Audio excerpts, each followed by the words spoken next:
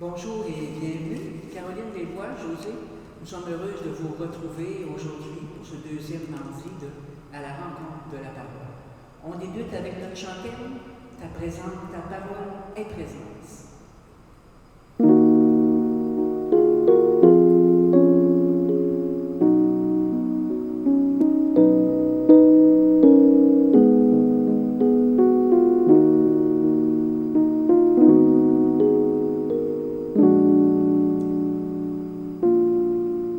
Ta parole est présence, lumière et vérité, un bouquet de silence qui fleurit dans la paix.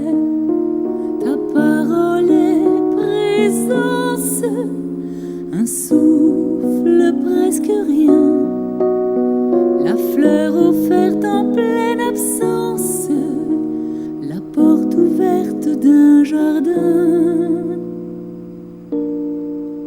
Ta parole est présence, lumière et vérité, un bouquet de silence qui fleurit dans la paix. Ta parole est lumière, une lampe la nuit, en plein désert une rivière, un arbre mort qui refleurit. Ta parole est présence, lumière et vérité, un bouquet de silence qui fleurit dans la paix. Tendresse d'un message, de savoir que tu viens. Dans la prairie de nos visages, que tu embrasses aussi le mien. Ta parole est présence, lumière et vérité, un bouquet de silence qui fleurit dans la paix.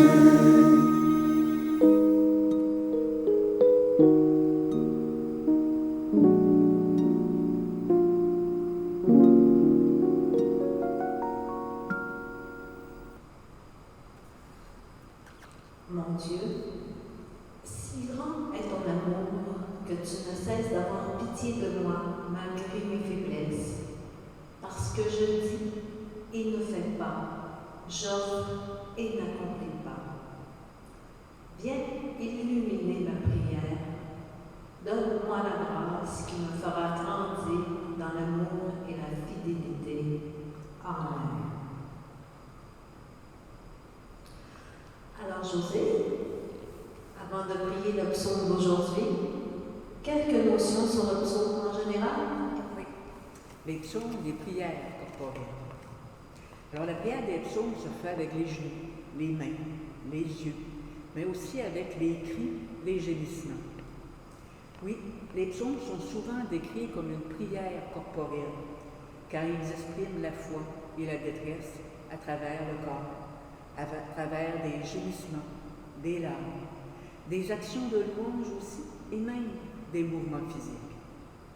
Ainsi, les psaumes incluent des expressions de joie, comme des opinances, mais aussi de souffrances physiques, comme le dessèchement des os ou la gorge sèche, montrant que la prière est vécue et ressentie dans tout l'être.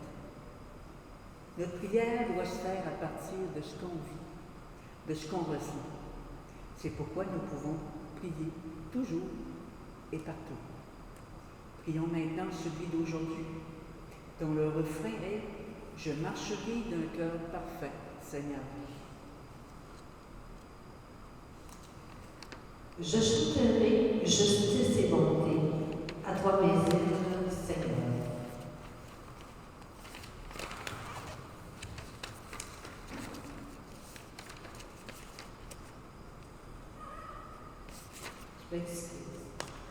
J'irai par le chemin le plus parfait. Quand viendras-tu jusqu'à moi? Je marcherai d'un cœur parfait avec ceux de ma maison. Je n'aurai pas même un regard pour les pratiques démoniaques. Grandes sont les œuvres du Seigneur. Qui dénigre en secret son prochain? Je le réduirai au silence. Un regard hautain, un cœur ambitieux, je ne peux les tolérer. Grandes sont les œuvres du Seigneur. Mes yeux distinguent les hommes sûrs du pays. Ils siégeront à mes côtés. Qui se conduira parfaitement, celui-ci me servira. Grandes sont les œuvres du Seigneur.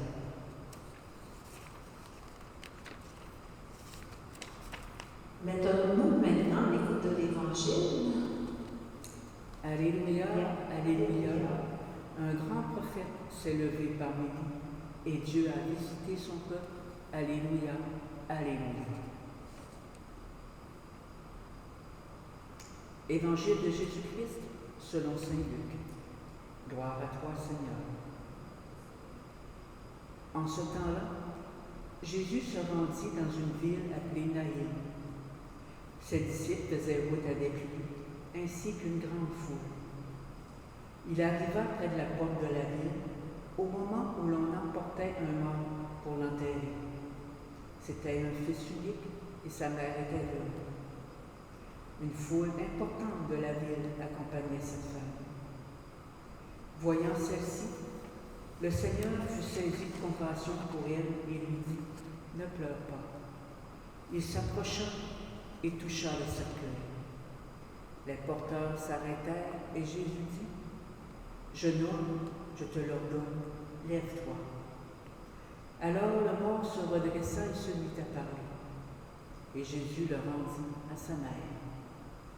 La crainte s'empara de tous, et il rendait gloire à Dieu en disant « Un grand prophète s'est levé parmi nous, et Dieu a visité son peuple. » Et cette parole sur Jésus se répandit dans la Judée entière et dans toute la région.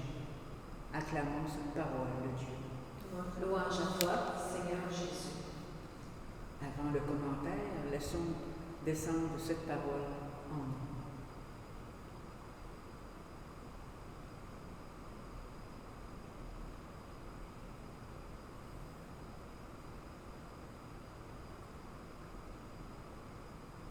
Caroline? La mort est toujours une expérience douloureuse et incompréhensible, peu importe l'âge de la personne. Elle marque une séparation, une distance que nous trouvons insupportable. Nos entrailles sont déchirées par la douleur. Alors imaginons lorsque c'est la mort d'un jeune, d'un enfant. Cette séparation est encore plus douloureuse. C'est une vie interrompue sans avoir atteint ses objectifs fondamentaux, sans avoir eu la possibilité de s'épanouir pleinement. Je pense que, qu'on soit maman ou pas, on est capable de s'imaginer la douleur de cette mère. Jésus prend pitié d'une mère qui accompagne son fils mort. Son geste miraculeux consiste à dire à celui qui est étendu, lève-toi. L'enfant se redresse simplement et commence à parler. Ainsi, l'Évangile apporte un message à ceux et celles qui souffrent comme la veuve de Naïm. Un seul mot, lève-toi.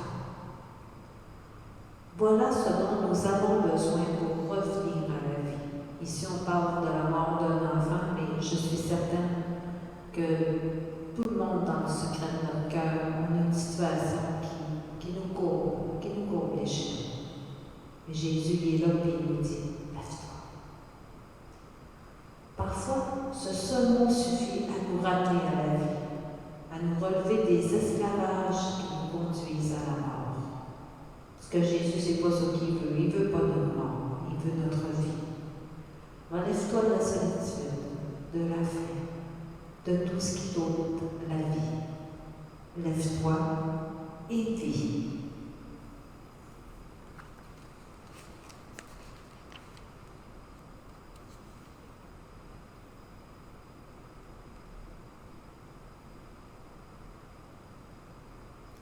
Prions. Seigneur, aide-moi à ressentir la même compassion envers les autres que tu as eue pour l'aveugle de Naïm. Aide-moi à trouver comment les aider et surmonter la douleur et à créer une vie nouvelle. Amen.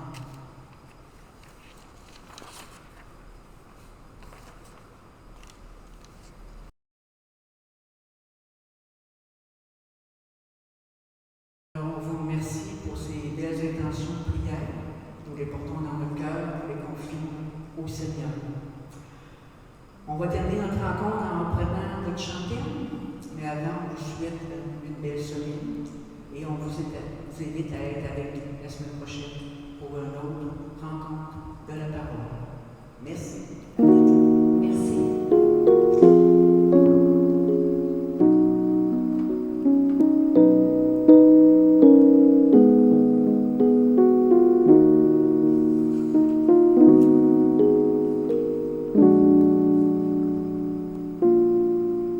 Ta parole est présence, lumière et vérité, un bouquet de silence qui fleurit dans la paix.